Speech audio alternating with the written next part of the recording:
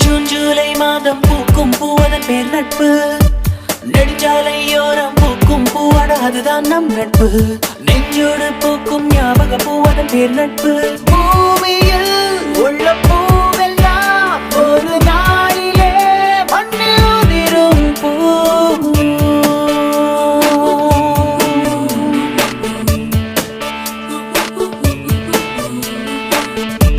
June July மாதம் பூக்கும் பூவதன் பேர் நட்பு.